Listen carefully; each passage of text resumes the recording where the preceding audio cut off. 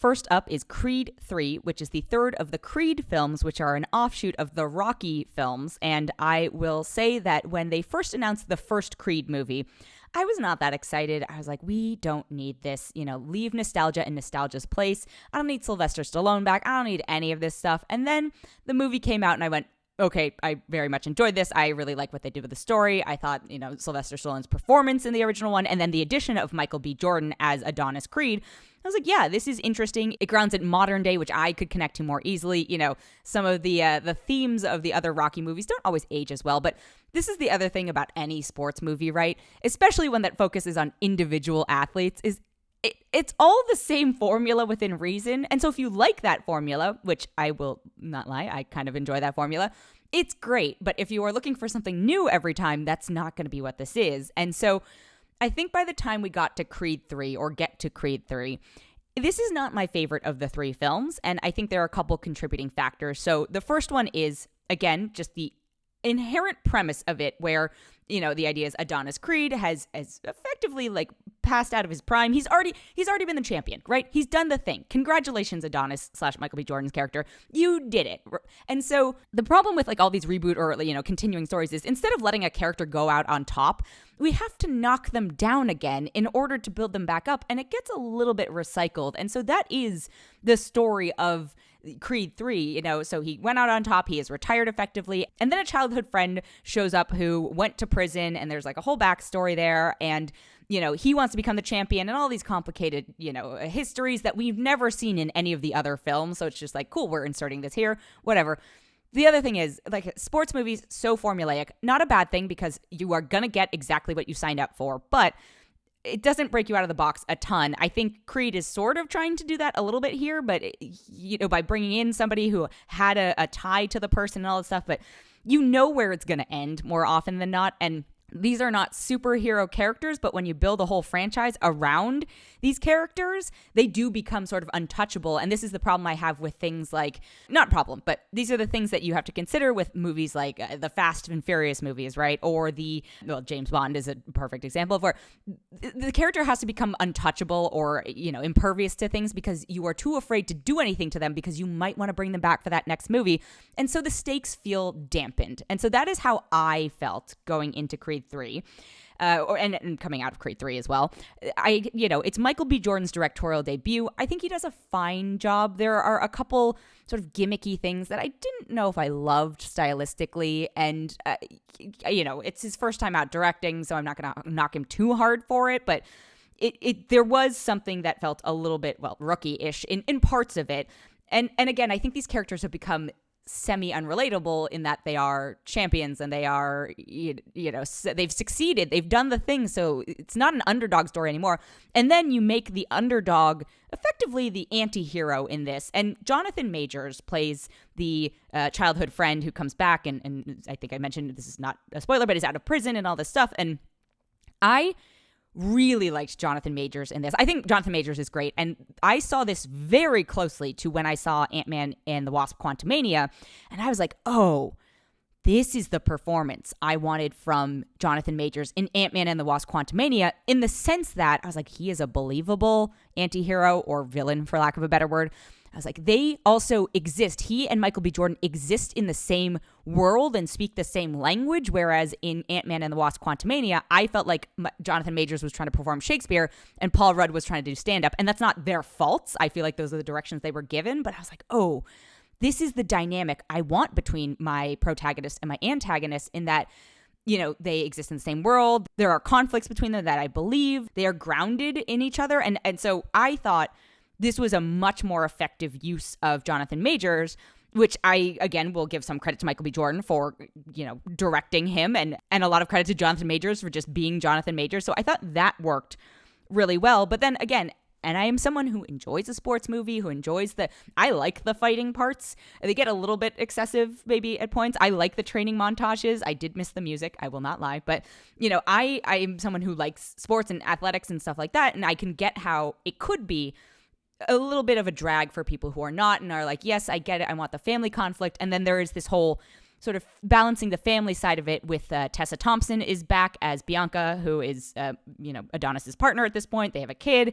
And also I'm like, how much time has passed since the last one. This little kid is not that young anymore. And anyway, at the end of the day, formulaic, and I don't know if that is bad, but I did wish that this was an opportunity for it to break outside of those bonds, because I do think at least the first Creed had elements of that, and that is what set it apart from, other reboots of franchises or things like that. And I was like, oh, you were telling a different story here, whereas this is now starting to tell the same story over and over and trying to put a different spin on it, but at the end of the day, not necessarily succeeding. So the other big question that I think has been surrounding it, because I've been talking to friends like, I have not seen the other Creed movies. And I'm like, well, I mean, you do and you don't need to have seen them in order to understand this, because, like I said, it just follows the path of most other sports movies, especially sort of a single combat, PvP scenario where it comes down to boxing is a one-on-one sport. You know how and where it's going to go. Yes, they will also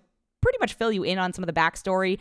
And because the conflict between Jonathan Majors' character, since he's new, and Adonis Creed from the previous ones, you don't technically have to have seen the other ones. It is helpful to know about the family history of the Creed family and Apollo Creed and Rocky and all that stuff, but honestly, not necessary for this. You could theoretically enjoy this without. However, I would argue that if you enjoy this type of thing, there's a good chance you already saw the other Creed movies. And if you don't enjoy these types of films, this is not the one to drop into. I would suggest you go watch the original Creed film and then decide whether or not you want to kind of keep effectively like diluting yourself a little bit going forward. But end of the day, if you are a Rocky fan, this is fine. This is passable. You will enjoy it. There are some, like I said, some camera, story, plot choices that I was like, what are we doing here? We're good. Okay.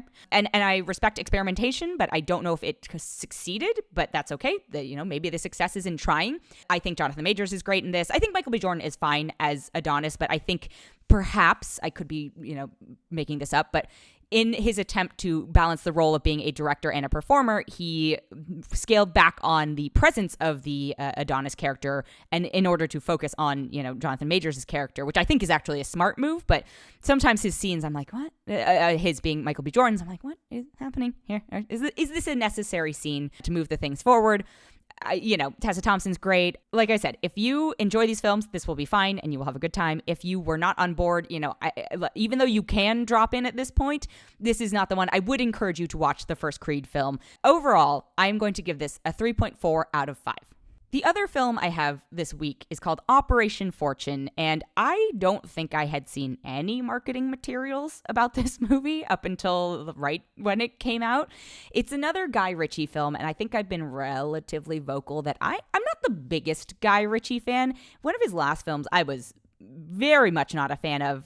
I recall being pretty upset at some of the racism, and by that I mean a lot of the racism at The Gentleman. I did not watch Aladdin, admittedly, but not the biggest fan of modern Guy Ritchie. I think the last one of his I really liked was maybe Rock and Rolla, but Snatch I think is fine. I think it's a good movie. I think he has just been sort of like continuing to try and bottle that lightning in a bottle since, and some of it's just like, yeah, this is his style, and some of it is like, okay, we're trying it, and maybe we should experiment.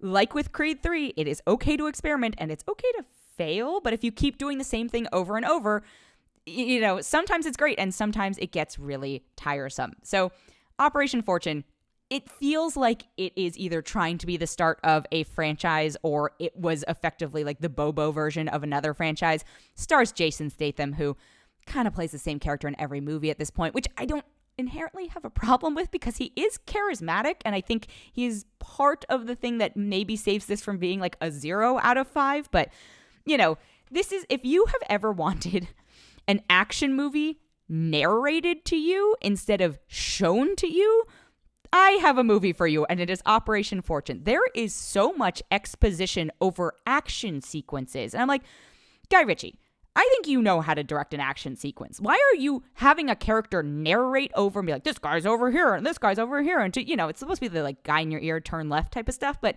you could just show us it instead of like, we don't even get to see the perspective of it. Sometimes it's just through the narration. I'm just like, what's happening here?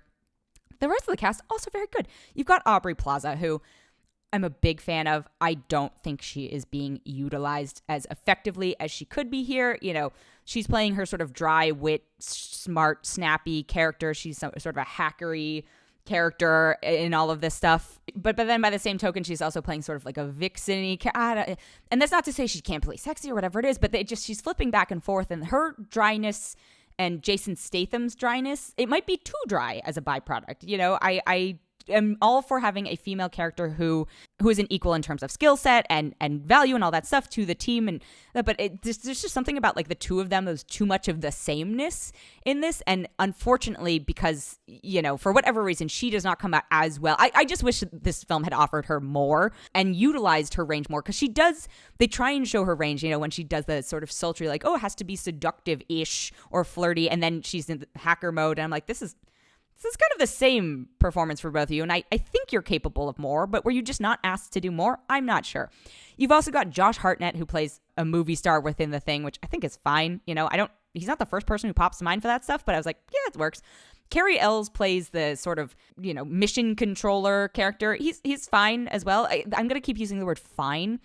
Hugh Grant plays a billionaire, not a spoiler, a bad guy, and he's doing a caricature of some sort of thing. I don't know what he's doing. I don't know what any of them are doing, except for Jason Statham, who is just playing Jason Statham at this point. So, like I said, most of this is narrated to you. It feels unnecessarily violent at points. It's not as gory violent as I would have feared, which is good. That's the one compliment I will give to it, but the action is boring. The stakes are so boring. The conceit of having a movie star roped into it and having to play themselves and stuff like that, like, we've seen it before.